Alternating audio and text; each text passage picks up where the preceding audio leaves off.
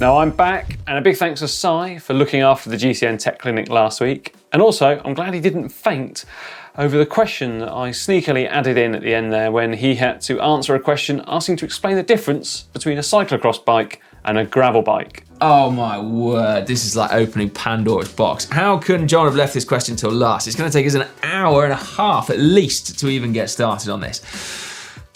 Okay. Let's move on and see what questions we can tackle this week. First up, a question from Tarsis, who wants to know about chains and are they directional or not, how to recognise them, the brands and the rules, thanks, and he loves the show. Well, this one is actually fairly complex in that there's no easy way to actually identify if your chain has a direction or not. Ultimately, when you're installing it, actually read the instructions. I know people haven't done in the past and they've actually fitted a chain on backwards. Yeah, it can happen, surprisingly.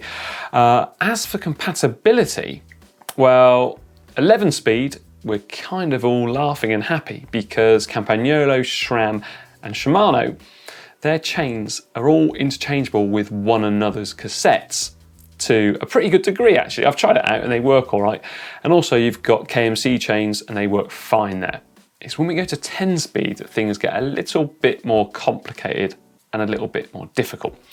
So Shimano and SRAM, they're okay, they work with one another. But if you try using theirs on Campagnolo and Campagnolo's chains on Shimano and SRAM's cassettes, then you don't get optimal shifting. So it's not really advised. So basically if you use Campagnolo, stick with the Campagnolo chain or use a KMC or Whipperman. Some of those chains, other chains actually are universal, so they work across all different brands of group set.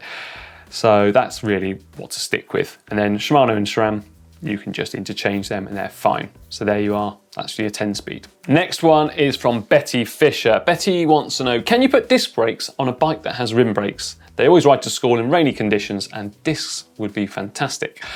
Unless you've got the Willia 110 NDR, I think it's called, you cannot, because that bike does allow you actually to run either direct mount rim brakes or disc brakes, but I've not seen any other frames out there that allow it.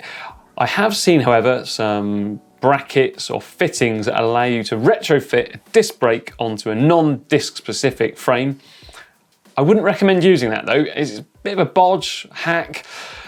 To be honest, a bit of a recipe for disaster. You want decent braking, so don't risk messing everything up by putting those on. It's just really not worth it. Okay, next up, a question from Dave Pratt, who asks, when sealant dries out, what happens to it? If I add more, will it be less effective? Will it eventually fill up the tyre? It's a great question that actually, as I was looking at some sealant yesterday.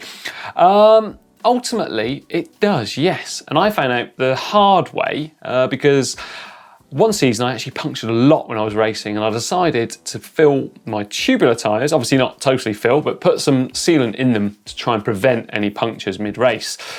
So, after I finished racing and about a year later, I got the race wheels back down out of the shed and I tried to put some air in them. However, the sealant had moved around and clogged up the valve. So yeah, basically it does clog it up. Some of the sealants, on mountain bike tyres or cyclocross tubeless tyres or standard road tubeless tyres, they actually coat the inside of the tyre with latex when it dries up.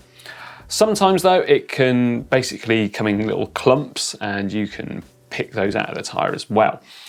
What I would be keen to find out though, is if you were to put it into an inner tube and rest it at the bottom away from the valve, after say a year or so, would it actually go solid? And then if you tried to pump it up, would no air pass through it and you'd have a little bit of bad riding? You know, the feel. I don't know, but I'm gonna give that a go. Right, now Chuck Clark wants to know, if they switch to the increasingly popular option of a single chainring on their road bike, can they replace the rear derailleur and 11-speed cog set for a 14-speed roll-off hub? Oh, Chuck, the roll-off hub. Now, for those of you who don't know what that is, basically gears are internal to the hub shell, so you can get rid of all the sprockets on the rear and just have a single sprocket to drive the rear wheel. Inside of that hub, there's 14 gears. And the gear spread ratios are actually really, really wide. So it is a great, almost maintenance-free solution. However, if you do have to maintain it, I've seen the inside of a roll-off hub and it's not something to tackle unless you really know what you're doing. But it's certainly an option for you, Chuck.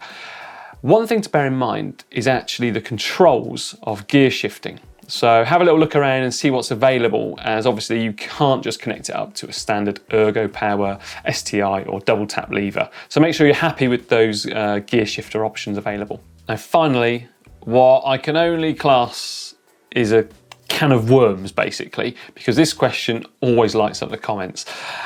Jeffrey wants to know, why is handlebar tape always wrapped up from the bar end to the top and secured by ugly tape, in Jeffrey's opinion? Well, you could actually finish the tape with some super glue, doing away with the ugly tape that you call it, so the electrical tape or PVC tape that we normally finish bars with, or instead of wrapping a lot around that, actually just have a very thin amount of tape to finish off with.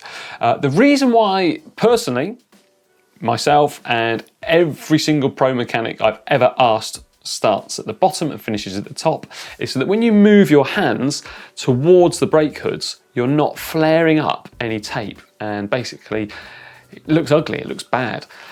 However, there is one rider in the pro peloton that I know actually prefers to have his handlebar tape start at the top and finish at the bottom, and that's Alberto Contador. So just personal preference, but there's no pro mechanic out there that does this as a matter of course. We asked all of them at the Dubai Tour, and all of them just looked at us like we were crazy really for even asking the question. So there we are. Now remember as well to leave your questions for the GCN Tech Clinic on all forms of social media using the hashtag AskGCNTech.